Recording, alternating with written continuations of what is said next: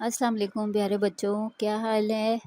और जो बड़े मेरी कहानी सुनते हैं उनको भी अस्सलाम वालेकुम। आज मैं जो कहानी आपको सुनाने वाली हूँ, मेरी रिक्वेस्ट है कि वो लोग ज़रूर सुने जो कभी कभी ज़िंदगी से नाउम्मीद हो जाते हैं। ये कहानी एक मेंढक की है। प्यारे बच्चों, पुराने वक्तों की बात है कि एक गांव में थोड़े फासले पर एक पुराना कुआं था, जिसमें बैलों के जोड़े को जोतकर पानी निकाला जाता था, जो खेतों की सराबी के अलावा गांव की खवातीन के कपड़े धोने के भी काम आता था। कभी भी कुआं कभी कुआं कभी इस कुएं पर बहुत रौनक होती थी, मगर अब बिजली से चलने वाले ट्यूबवेल के इस्तेमाल के बाद ये कुआं वीरान पड़ा था।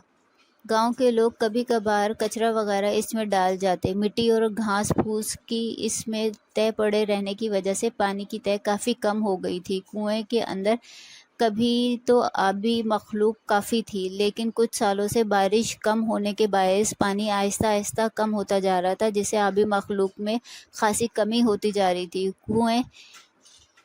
कुएं के दाने पर झाड़ी नुमा दरख्त फैला हुआ था, जिसकी शाखें कुएं के अंदर नीचे तक पहुंची हुई थी, जिसमें मुख्तलिफ परिंदों के घोंसले बने हुए थे। ये परिंदे सुबह होते ही उड़ जाते और शाम होते ही अपने घोंसलों में वापस लौट आते। जिंदगी अच्छी गुजर रही थी कि पानी की कमी से कुएं में आबी मखलूक के हालात रफ्ता रफ्ता बिगड़ने लगे। कई जानवर मर गए। कुएं से बाहर भी हालात अच्छे ना थे। खुश्क साली से अनाज बहुत कम हो रहा था। दरख्तों पर फल भी पकने से पहले ही गिर जाते। इंसान जानवर सब बहुत ही परेशान थे। तेज लोगों ने तो पानी के तालाब वगैरह सब खुश्क कर दिए थे। अब कुएं के अंदर अकलौता एक मेंढक ही रह गया था, जिसका नाम सोनी था। एक शाम इसने भी अचानक से बोलना बंद कर दिया। मेंढक के खामोश होने से घोंसलों में मौजूद परिंदों को बहुत परेशानी हुई। सब ने मेंढक को आवाज़ें दी, सोनी भैया, सोनी भैया, चुप क्यों हो?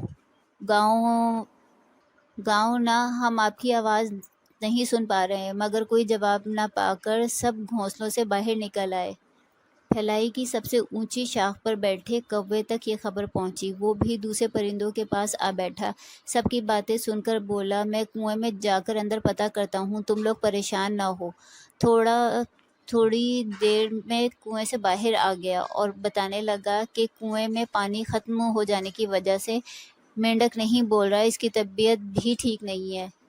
ये सुनकर तो सभी परिंदे सोच में पड़ गए कि अब क्या किया जाए। तय पाया कि फौरी तौर पर सब परिंदे उड़कर जाएं और करीबी तालाब से अपनी चोंच में पानी भरकर लाएं, ताकि सोनी भैया की जान बचाई जा सके। सोनी भैया को पानी पिलाना क्या था तो इनकी जान में जान आई, मगर ये क्या, अगली शाम को फिर वही हुआ। सोनी भैया फिर बेहोश होने लगे।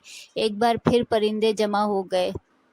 अब की बार सोनी भैया को पानी पिलाकर इस मसले का मुस्तकिल हल निकालने के लिए सब मिल बैठे। तोते ने तजवीज़ दी, सब परिंदे शाम को घोंसलों में लौटते वक्त अपनी चोंच में पानी लेकर आया करेंगे। कौवे ने कहा, नहीं, गर्मी बहुत है, ज़्यादा ही हो रही है। शाम तक सोनी भैया का यही हाल रहा तो एक दिन वो चल बसेंगे। फाख्ता काफ़ी देर से चुप बैठी थी। इसने तजवीज़ दी कि सोनी भैया को यहाँ से निकालकर करीबी तालाब तक पहुँचाया जाए। कौवे को तजवीज़ बहुत ही पसंद आई, मगर ये कैसे होगा?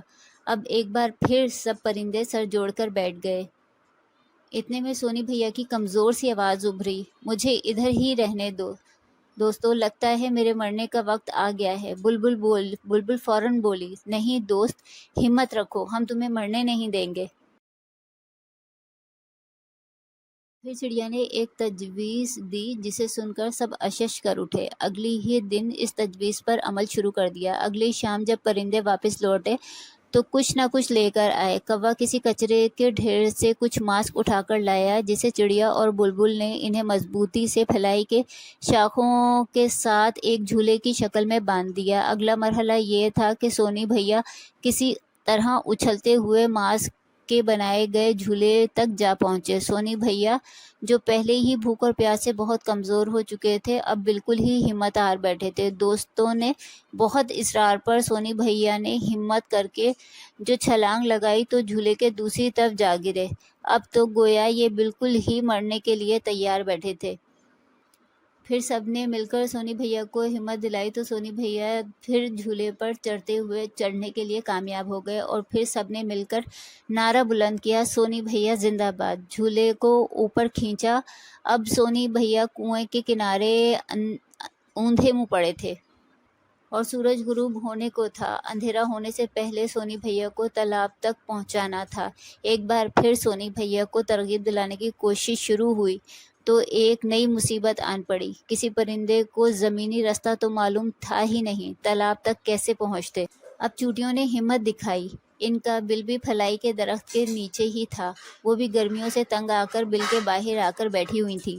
انہوں نے فوراً سے تالاب تک ایک لمبی لائن بنا ڈالی۔ ایک ایک جلوس کی صورت میں سونی بھیا کو تالاب تک لایا جا رہا تھا۔ سونی بھیا درمیان میں تو صرف دوسرے پرندے آس پاس بہت اونچے اڑتے ہوئے نعرے لگا رہے تھے، سونی بھیا جست لگاؤ، اللہ میاں میہاں برساؤ، سونی بھیا جست لگاؤ، اللہ میاں میہاں برساؤ۔ سب کی ہمت دلانے پر سونی بھیا تالاب تک پہنچ گئے اور پانی دیکھتے ہی کنویں کے اندر کود گئے۔ جی بھر کر پانی پیا، جان میں جان آئی تو پھر باہر آئے۔ سب پرندے دوست انہیں دیکھ کر بہت خوش ہوئے۔ سونی بھیا کہنے لگے، دوستوں آپ کا بہت بہت شکریہ، آپ کے ہمت دلانے پہ میں یہ سب کر سکا، ورنہ تو کنویں کو ہی سمندر سمجھ بیٹھا تھا اور مرنے کے لیے تیار تھا۔ آپ کی ہمت اور کوشش سے یہ ممکن ہوا۔ تب کوا بولا، دوست مایوس نہیں ہوتے، آخری دم تک لڑتے ہیں، مدد کرنے والی اللہ پاک کی ذات ہوتی ہے، کوئی نہ کوئی راستہ نکال ہی دیتی ہے۔ امید کرتی ہوں آپ کو یہ کہانی بہت اچھی لگی ہوگی، مجھے بھی یہ کہانی بہت پسند آئی۔ آئندہ پھر آپ کے لیے ایک